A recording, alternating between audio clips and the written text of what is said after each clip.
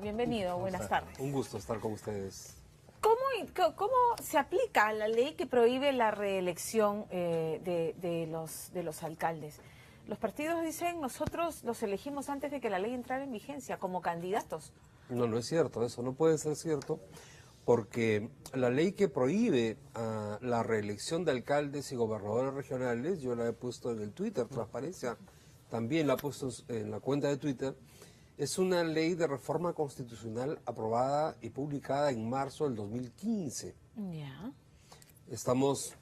Marzo del 2015 entró en vigencia la... Claro, la prohibición para que postulen a la reelección alcaldes y gobernadores regionales.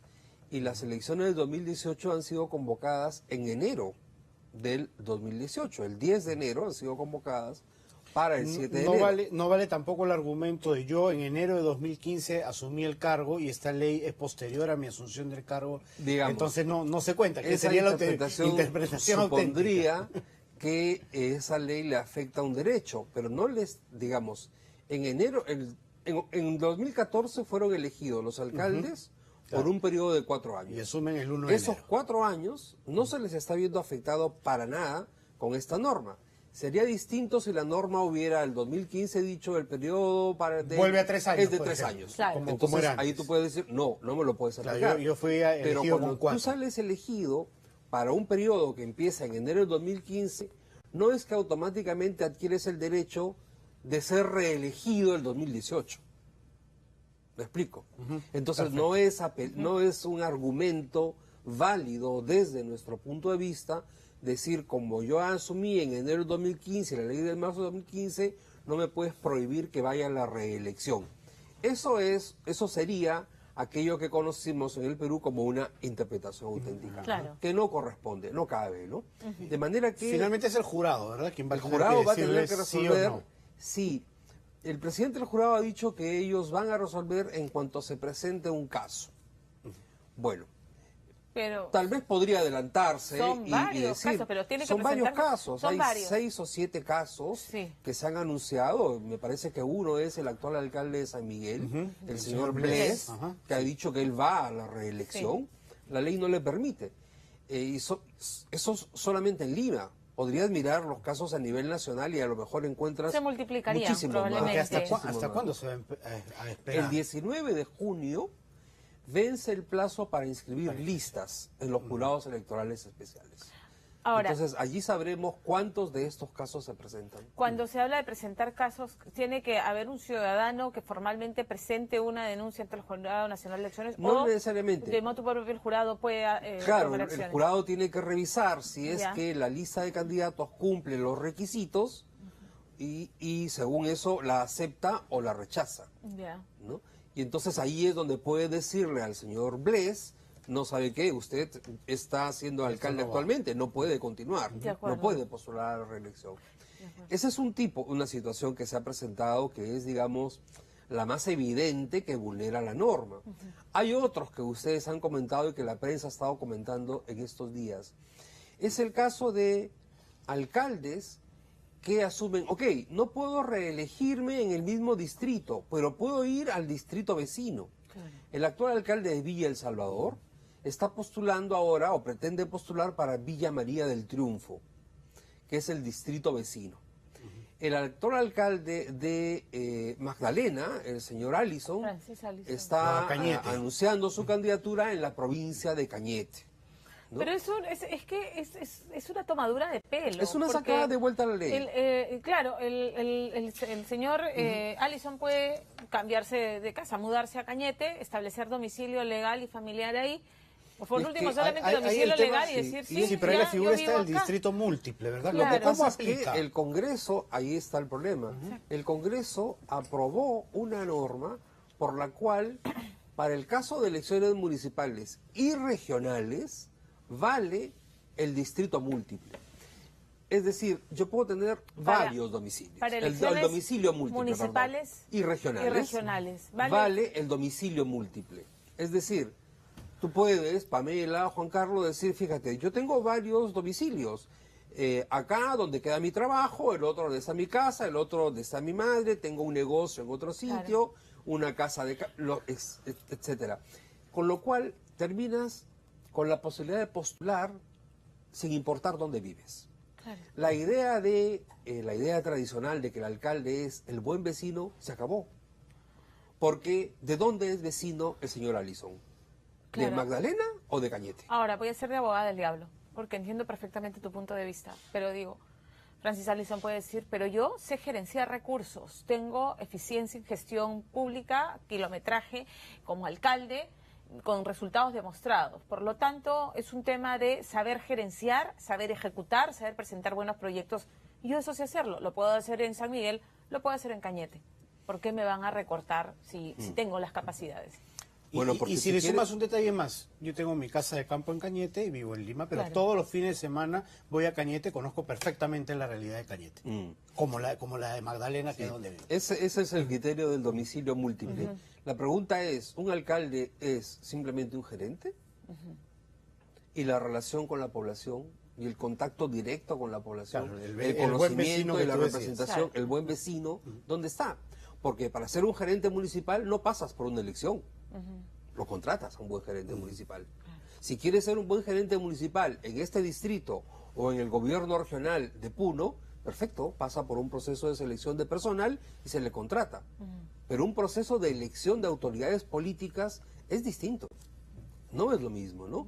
Por lo tanto, ese criterio yo creo que hay que matizarlo. Claro, ahora, Allison, una vez más, o pues que hemos puesto el ejemplo de Allison o cualquier otro alcalde que presenta lo mismo, ¿no? Dejen que me midan en las urnas, y si la gente de Cañete vota o no vota por mí, que ellos decidan. Sí.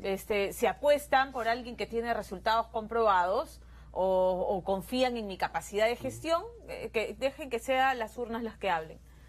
Finalmente va a ser las urnas las que hablen, pero nosotros sabemos que hay un conjunto de factores que le permiten al elector tomar una decisión u otra. Por eso es que nos interesan las leyes electorales, por eso es que nos preocupamos por tener requisitos, criterios, cuotas, etcétera, un conjunto de medidas que permiten tener un cierto tipo de representación política. No es simplemente el libre mercado, por decirlo de alguna manera, y que la gente escoja lo que fuere, porque entonces, oye, está bien, dejemos que esta señora emeratista que acaba de salir de la cárcel postule también, y que la gente decida. No pongamos reglas y que la gente decida, ¿verdad?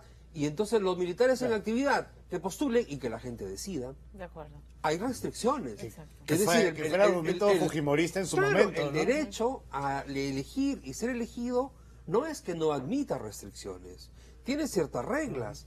Edad, género, estás en una organización política o no, una hoja de vida, transparencia financiera, que ahora lamentablemente se ha eliminado, increíblemente, ¿verdad? Increíble. Domicilio, en fin, no tener antecedentes, no tener condenas por narcotráfico, terrorismo, ahora, corrupción, en este caso puntual no hay impedimento de que Allison o cualquier otro que esté pretendiendo cambiar de distrito para postularse pueda hacerlo.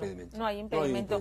Y si surgiera una norma en ese sentido, sería inaplicable para este proceso. Para esta elección ya no es aplicable. Sí, yo creo que debió aprobarse en la reforma durante el año pasado, en los requisitos para ser candidato, el no haber ejercido el cargo de alcalde o gobernador durante los últimos 4 años. Con lo cual se complementaba la reforma constitucional del 2015, que decía no hay candidato, ¿no?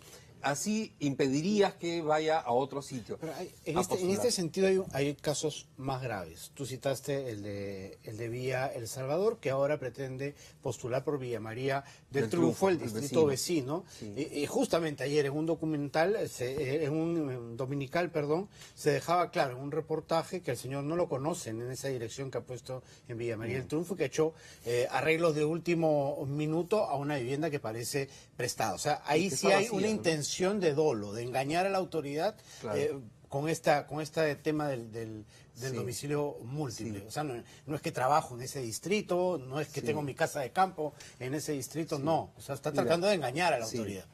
Nosotros en Transparencia no estuvimos de acuerdo con prohibir la reelección inmediata, sí con prohibir la reelección indefinida. De acuerdo. Pero poniéndonos en el razonamiento de quien apuesta por prohibir la reelección. ¿Cuál es el criterio? Yo diría que hay dos, básicamente. Uno, permitir la renovación. Alternancia. Que no haya personas que están 20 años en el mismo puesto. Hay alcaldes, ¿no?, que están 18, 15 años. Sí. Claro. Y segundo, evitar el uso de recursos municipales o regionales para la propia campaña. Esto segundo no se cumple. ¿Por qué?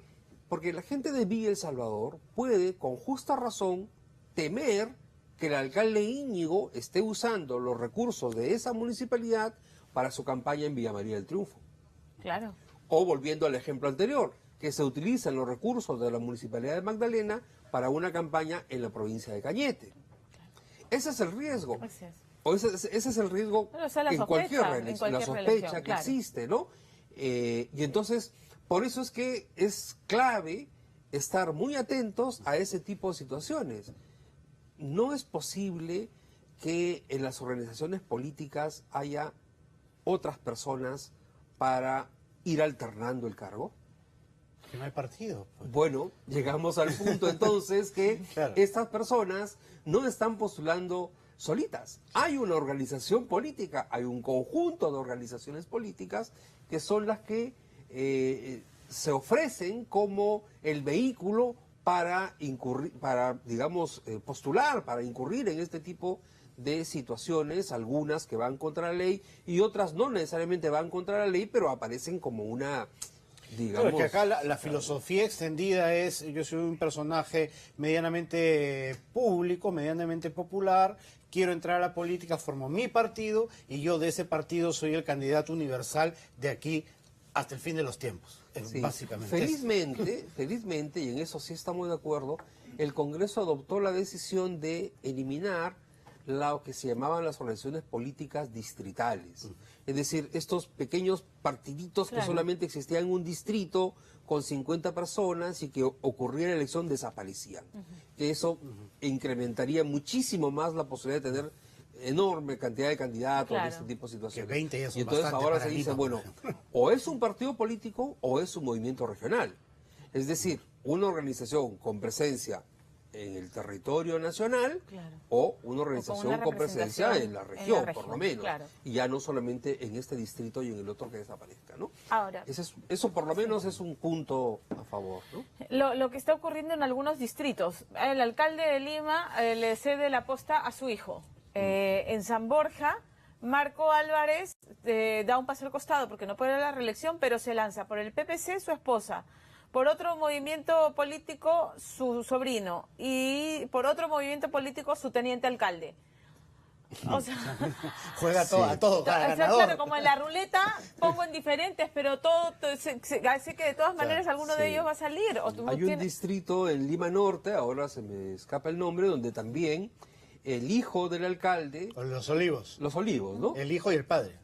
O sea, el hijo va ahí y el padre va para teniente alcalde, o es Puente Piedra, perdón. En Puente Piedra, el hijo del alcalde va para alcalde y el alcalde va para teniente alcalde.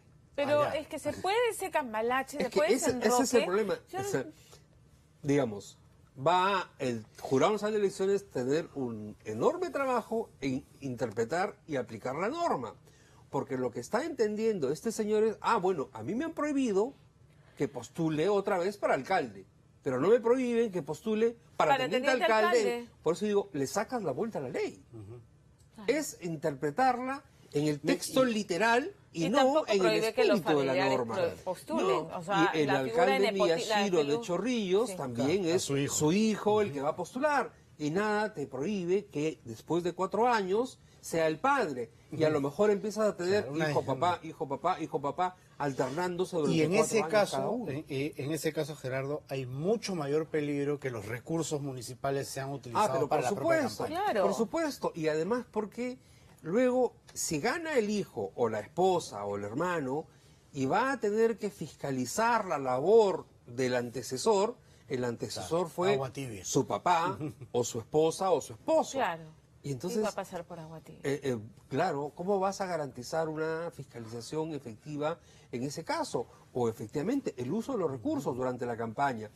Va a tener un gran trabajo la Contraloría con su programa de Postula con la tuya, que busca evitar o estar atento a que no se usen los recursos municipales en campaña electoral, y regionales también, y en general los recursos del Estado, pero vamos a tener un problema, porque como hemos comentado en otras oportunidades, el Congreso ha eliminado la potestad de la OMPE de pedirle a las organizaciones políticas informes de gastos durante la campaña electoral.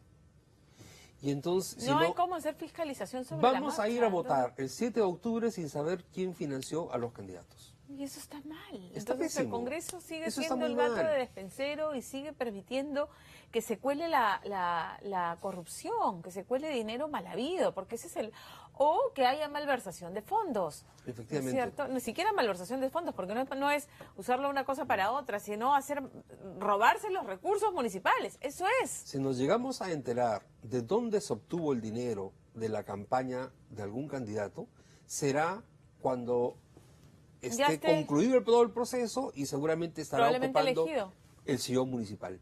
Y no es causal de vacancia. La sanción será una multa. Y además, si no paga la multa, no le pasa nada. Y tiene inmunidad, porque se le puede... nunca ha podido cobrar una multa. Y puede responder penalmente si se demuestra que... Bueno, va a depender, porque ahora justamente se está discutiendo la tipificación del delito de financiamiento ilegal de las campañas electorales, con ciertas resistencias y pretendiendo sancionar solamente al candidato, pero no al partido. Insistimos, en el Perú, nadie puede llegar a un cargo de alcalde, regidor, consejero, consejera, congresista o presidente de la República si no es a través de una organización política. Claro. Por lo tanto, esa organización política, llámese partido o movimiento regional, tiene responsabilidad. Claro, y tiene que recibir una sanción. Nosotros hemos sacado un reporte el día viernes, porque chequeamos las páginas web de los partidos políticos que lanzan candidato en Lima Metropolitana. Solo 2 publican la hoja de vida de sus respectivos candidatos, que son Solidaridad Nacional y Perú Patria Segura. La ley dice que la hoja de vida se publica antes de publicar en el portal del jurado, en el portal del partido, antes de la elección interna. La elección interna terminó el viernes 25. El viernes 25 solamente 2 partidos habían publicado, de 20, solamente para el caso de Lima. Pero es que me zurro, perdónenme la palabra, me zurro en la norma. Ya después subsanaré, ¿qué importa? Después arreglo, avancemos nomás. Es la desidia, es el no querer hacer las cosas correctamente. Sí. Porque hay la sensación de que después lo arreglo. Acá no pasa nada. Es un problema que tiene que ver con la norma, pero estoy seguro, no solamente con la norma, tiene que ver con las prácticas políticas que se han ido afirmando y que tenemos que transformarlas en el país. Por eso es que nos preocupa cuando se dice, ok, vamos a poner una ley para que no haya nuevos partidos. Perdón, es que los partidos que hoy tenemos nos están demostrando una y otra vez debilidades, fragilidades, irregularidades. Necesitamos refrescarla. El problema es que los mismos políticos que hoy se benefician de ese cambalache son los que tienen que decidir cambiarlo. Claro, y necesitamos también que quienes entran como sangre nueva en la política lleguen con una práctica diferente también. Porque entre esos 18 cuya hoja de vida no está publicada en los partidos, hay personas también, digamos, nuevas en la política. Claro. Nuevas, con viejas prácticas. Ahí hay una preocupación que tenemos en transparencia. No nos gusta decir esas cosas. No, hay que decirlas. Pero es que hay que decirlas y hay que buscar que esto genere cambios. Si todos empezamos a preguntar en nuestros distritos, cuando aparezca por allí el alcalde, el candidato, los candidatos y candidatas que van a recorrer nuestros barrios, y le preguntamos, ¿y su hoja de vida? ¿Y a usted quién lo financia? Ya sé que no está obligado a decir a la OMPE, pero dígame a mí, vecino de Pueblo Libre, donde vivo, ¿de dónde está sacando el dinero? Ese carro que lo está trayendo, movilizándose, ¿quién se lo financió? Esas banderolas que lleva por la caravana, ¿quién se las financió? Tiene derecho, pero tengo derecho a saber, tenemos derecho a saber. Totalmente de acuerdo. Muchas gracias por estar